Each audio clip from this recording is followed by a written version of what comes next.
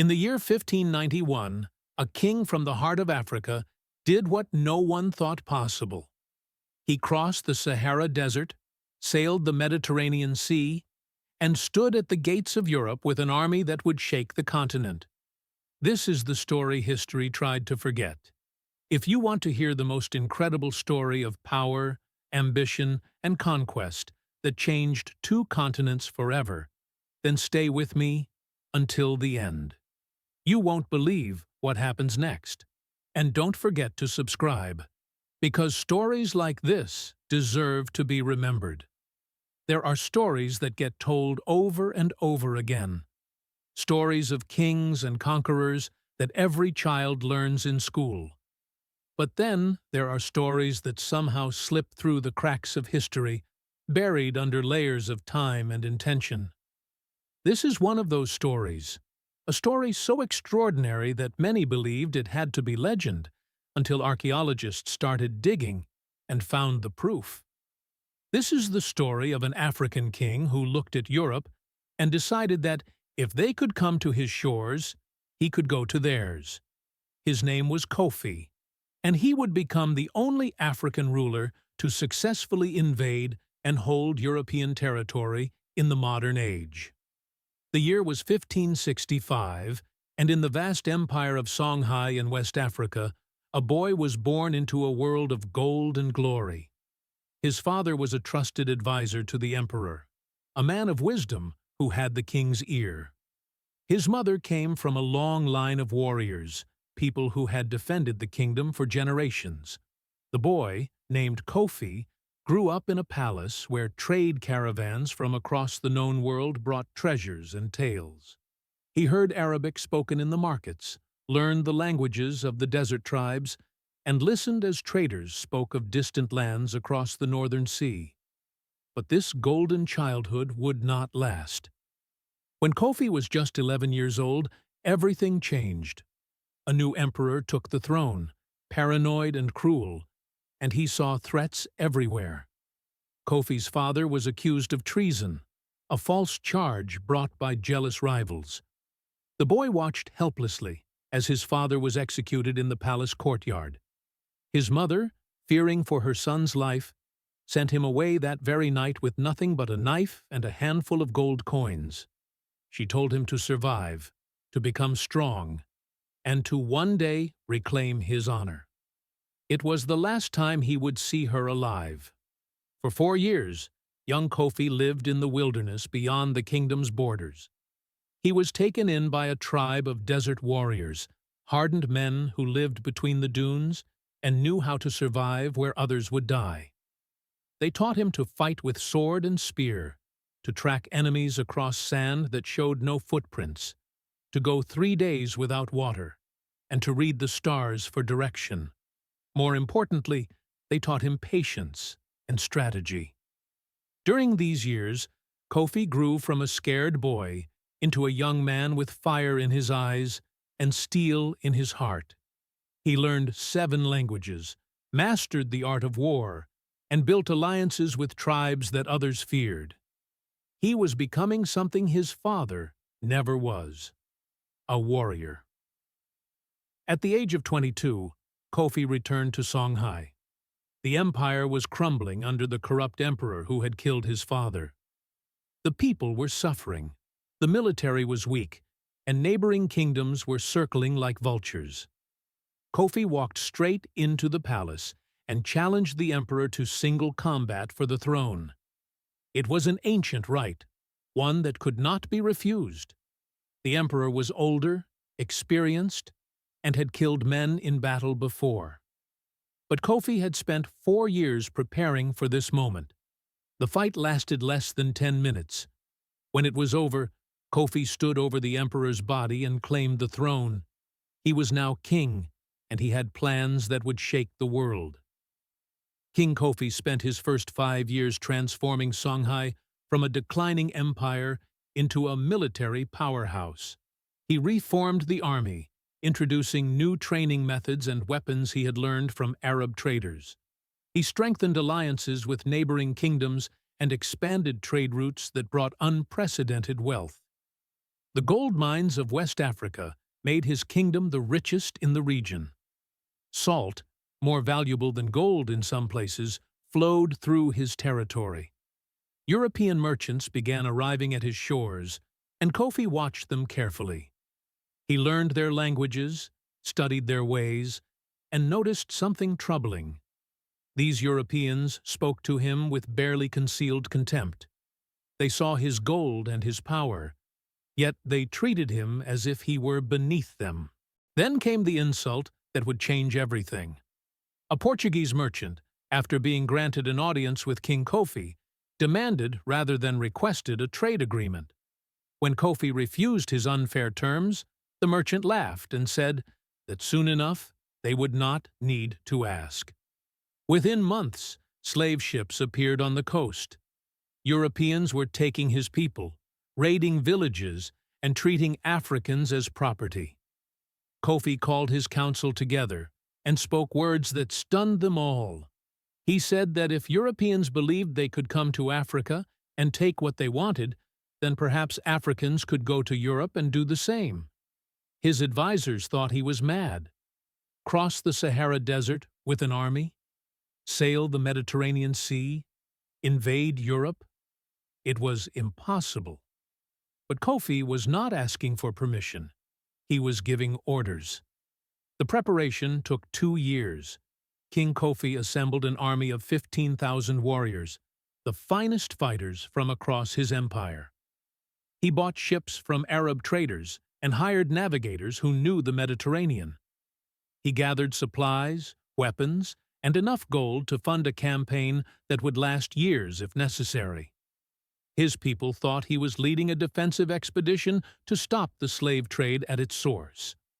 Only his inner circle knew the truth. They were going to invade Europe. The march across the Sahara was brutal beyond imagination. 15,000 warriors entered the desert, facing scorching days where the sand burned through boot leather and freezing nights where men died in their sleep. Sandstorms buried entire companies alive. Water supplies ran low. By the time they reached the northern edge of the desert, 3,000 warriors had been lost.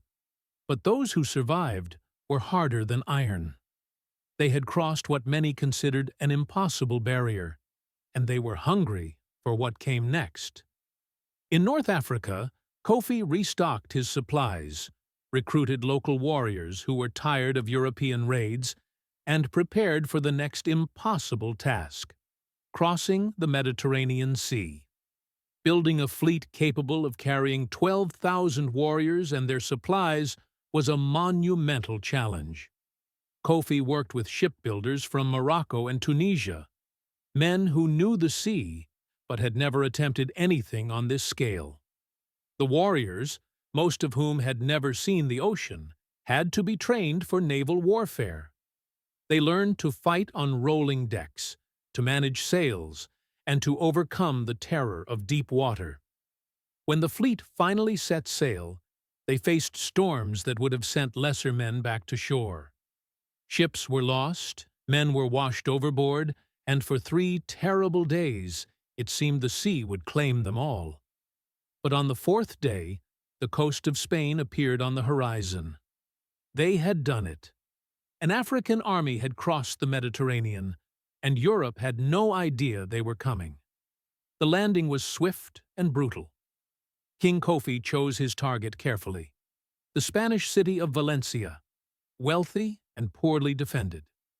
The attack came at dawn, and the Spanish garrison was completely unprepared. They had never imagined that an African army could appear on their shores. Within hours, Valencia had fallen. The Spanish soldiers who survived fled north, carrying tales of an African king with an army of thousands.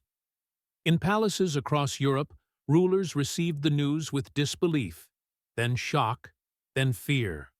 An African invasion of Europe was something beyond their comprehension.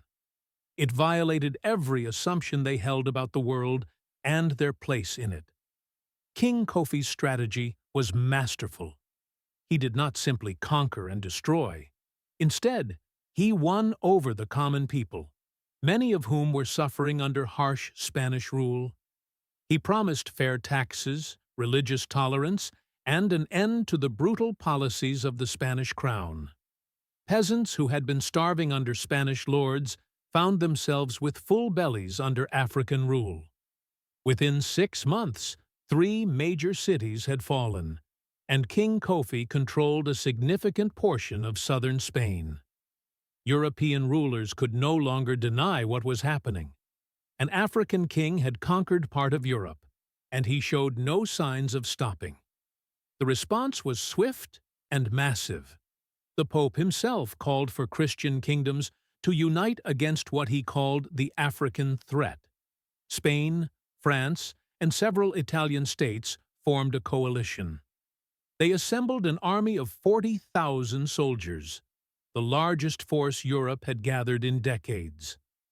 They marched south, confident that their superior numbers and European military tactics would crush this African upstart. They were about to learn a hard lesson. King Kofi had spent years studying European warfare. He knew their tactics, their weaknesses, and their arrogance. He was ready. The Battle of the Two Rivers, as it would later be known, was King Kofi's masterpiece. He chose the battlefield carefully, a valley where 2 rivers met, forcing the European army into a narrow space where their numbers meant nothing. He used tactics that Europeans had never encountered before: feints and ambushes, psychological warfare, and a mobility that left the heavily armored European knights struggling to respond. The battle raged for an entire day, and when the sun set, the European coalition had been shattered. 12,000 African warriors had defeated 40,000 European soldiers. It was a victory that sent shockwaves across the continent. King Kofi now controlled most of southern Spain, and European rulers were truly afraid. For 2 years, King Kofi ruled his European territories with a fairness that surprised everyone. He established trade routes connecting Africa and Europe in ways that had never existed before. Cultural exchange flourished. African scholars came to European universities, and European craftsmen traveled to Africa. The common people of Spain, tired of endless wars and harsh rulers, began to see that perhaps African rule was not the disaster their lords had predicted. It was a glimpse of what could have been, a different history, where Africa and Europe met as equals. But all empires carry the seeds of their own destruction, and King Kofi's was no different. The king's health began to fail. Years of warfare, the stress of ruling 2 territories separated by a desert and a sea, and old wounds that never properly healed began to take their toll. Meanwhile, back in Songhai, rivals saw opportunity. Internal conflicts erupted, and King Kofi faced an impossible choice: stay in Europe and risk losing his homeland, or return to Africa and abandon his European conquests. But the decision was made for him by Betrayal. One of his most trusted generals, a man who had been with him since the desert crossing, secretly made a deal with European powers. In exchange for gold and titles, he would weaken the African forces from within. The European counterattack, when it came, was overwhelming. Spanish, French, and Italian armies, now coordinated and determined, pushed south. The betrayal had left King Kofi's forces divided and vulnerable. He consolidated his remaining warriors in his capital stronghold, a fortified city on the Spanish coast. The siege lasted 3 days. On the final day, King Kofi gathered his remaining 500 warriors and gave them a choice: surrender and live as prisoners, or fight and die as free men. Every single warrior chose to fight. King Kofi led them personally in one last charge against the European forces. He was 38 years old, and he died with a sword in his hand, surrounded by enemies, never once begging for mercy. His warriors fought to the last man, choosing honor over captivity. The European victory came at a terrible cost, with thousands of their own dead. They had won, but they would never forget the price. After King Kofi's death, something strange happened. European historians began systematically erasing the story from official records. Kings and nobles ordered documents destroyed, embarrassed that an African ruler had successfully invaded and held European territory for over 2 years. It was a humiliation they wanted forgotten. Official histories were rewritten to diminish or completely exclude the African conquest.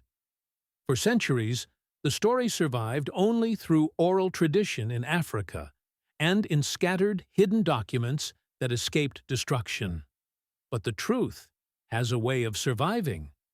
In recent decades, archaeologists have uncovered evidence, battle sites, buried weapons, and hidden manuscripts that confirm what African storytellers had been saying all along. King Kofi was real. His conquest was real. And it terrified Europe so much that they tried to erase it from history. The story of King Kofi teaches us something profound about power, memory, and who gets to write history. It shows us that the narratives we accept as complete are often missing crucial chapters. It reminds us that Africa was never the passive continent that colonial narratives suggested, but rather home to rulers and warriors who could challenge Europe on its own soil. Today, you can visit archaeological sites in southern Spain where evidence of the African conquest has been found. You can see the fortifications King Kofi built, the burial grounds where his warriors rest, and the artifacts that prove this incredible story really happened. This story was almost lost forever, buried by those who wanted to forget that an African king once conquered Europe. But now, you know the truth.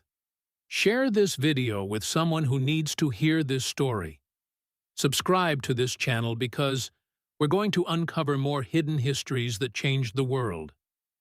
Hit that notification bell, and let's make sure stories like King Kofi's are never forgotten again. What do you think? Could something like this happen again? Leave your thoughts in the comments below. I'll see you in the next one.